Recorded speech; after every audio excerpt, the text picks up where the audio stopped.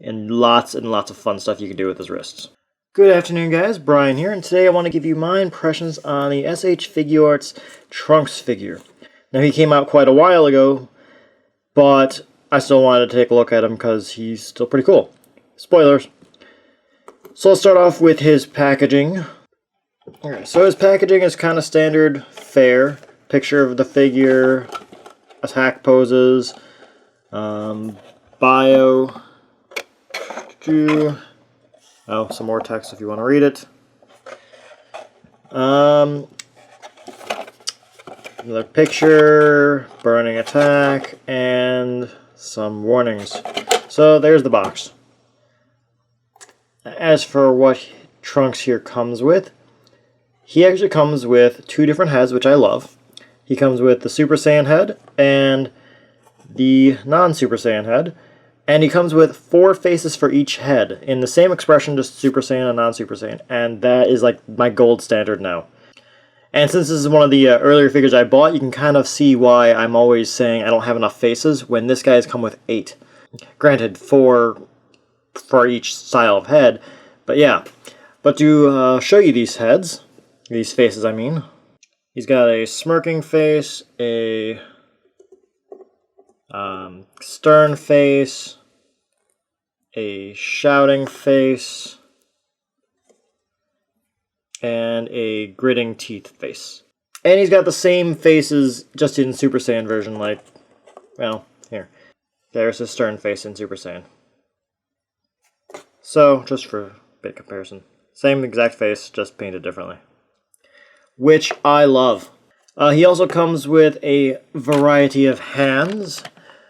He's got generic karate hands, chopping hands, sword-holding hands, default hands, I guess, just like, you know, plain, boring pose hands, blasting hands, and some more special hands. Now, I'm not quite sure what the difference between those holding sword hands and that holding sword hand is. I've never really figured that out, but whatevs. And of course, he also comes with the Masamune from Chrono Trigger. I mean, the Z sword from Tapion. No, this isn't even the Z sword. This is just Tapion's sword. And I like accessories like this. This is always cool. But he also comes with a second one that he can put in a sheath, and it's just like short because this isn't an actual sheath. You can't put this one in here. This doesn't go in. There's stuff blocking it.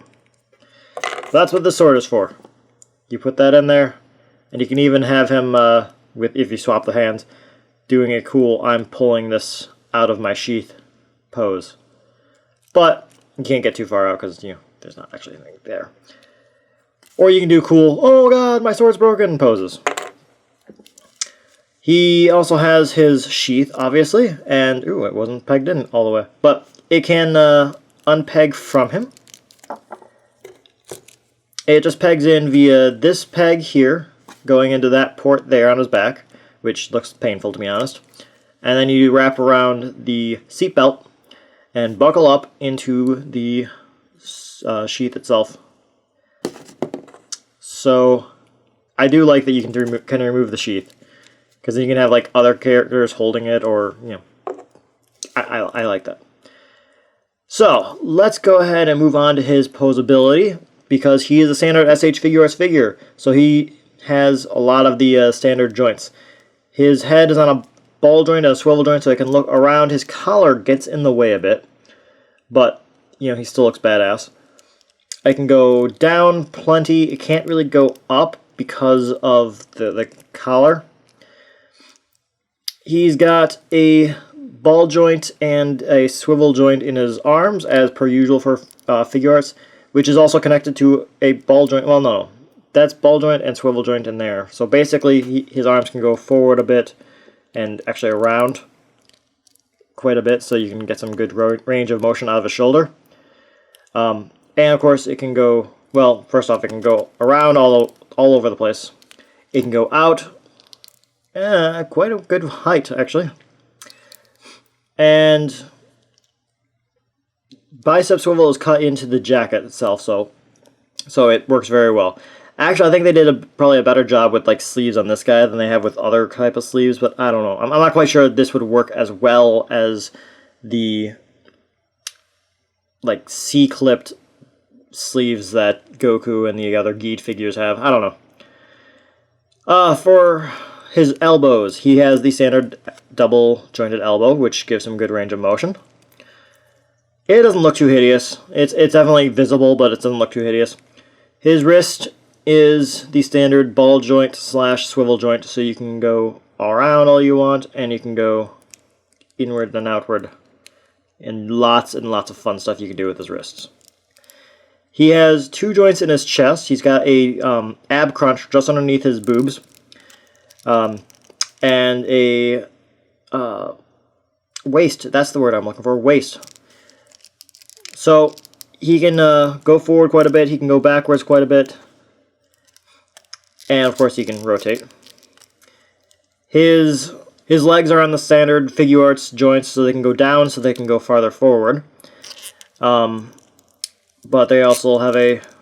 Well, they can go backwards only about that far because he's kind of got a butt flap. And if you want him to look good, I'd say probably only about... I don't know. About that far, maybe, backwards. So not exactly the best articulation for his legs, but whatever. I do like that he's got the kneecap, though, but I'm getting ahead of myself. Thigh swivel into the leg, and kind of was coming out, actually. Sometimes joints on these guys like to pop out.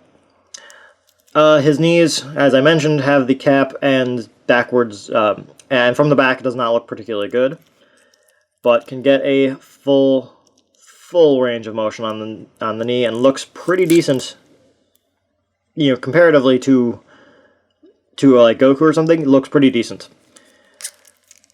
His feet,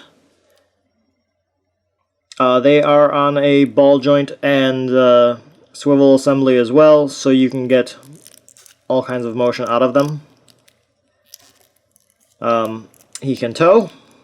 And I think that's it for his articulation. His belt is actually a separate piece that can come off if you like separate the tops of his, the top of his body from his bottom, but you don't really need to. All right, but let's go ahead and throw some other guys in here so you can see how he compares to, say, Goku, who doesn't want to stand anymore, and his papa, who is very disappointed with him.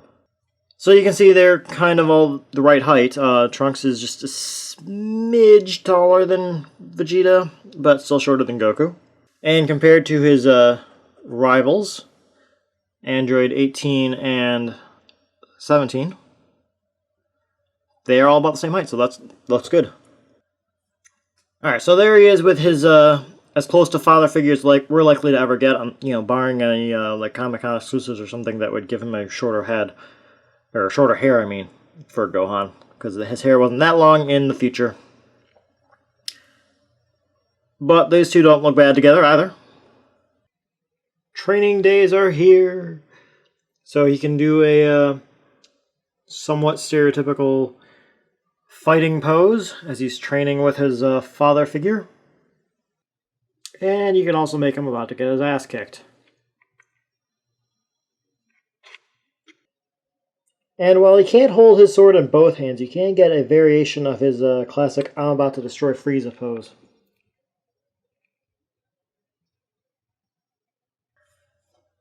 Alright, so for my final thoughts, I rather enjoy the figure. He's got some posability issues, but nothing hugely major. His wrists, I don't like the fact that his wrists are on the peg joint that Krillin also has. Well, I suppose he had it first. Makes it so I can't really interchange the fists, and since he comes with fists that are designed to allow him to hold the sword, it would have been awesome if I could have used those hands for somebody else to hold the sword, but I can't, and so I'm sad.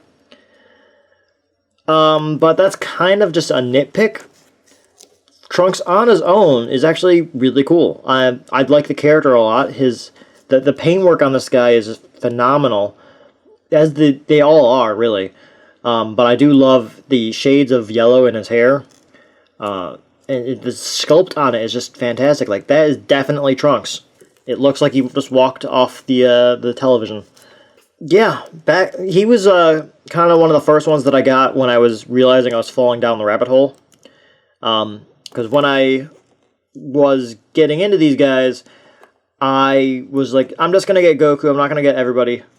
And as things progressed, Trunks was starting to get super rare, and so he was starting to get very expensive. And as I recall, I spent like almost twice what he should have been. Almost twice MSRP on him, because I didn't want to pay more than that, and that was the cheapest I could find him. So I'm very glad they're re-releasing him. So for people who didn't get him the first time, like me, and don't want to pay ridiculous aftermarket prices, you're gonna have the option to pay regular retail, which is still kind of a lot. But hey, you get a lot of stuff with this, so I guess I'm okay with it. So yeah, there's my final thoughts on them. Curious to know what you guys think about them. How do you guys feel about Future Trunks versus Kid Trunks? And I look forward to hearing your comments on these guys. I always enjoy hearing what people have to say about these Dragon Ball figures, because I enjoy them so much. I just like hearing other people talk about them. So go ahead and shoot a comment down there and let me know. I'd also like to take a moment, guys, and as you are probably suspecting, sincerely thank those of you who have subscribed to us and continue watching our videos. You guys are spectacular for spreading the word like you have been and watching our videos and all that fun stuff, and we really appreciate everything you guys do for us, because you guys are the reason we keep doing these videos. So thank you for spreading the word, thank you for watching us, and you guys rock. And until next time, guys, may all your future days be in the past. That was an X-Men joke. I don't think it quite worked. Squeaky chair.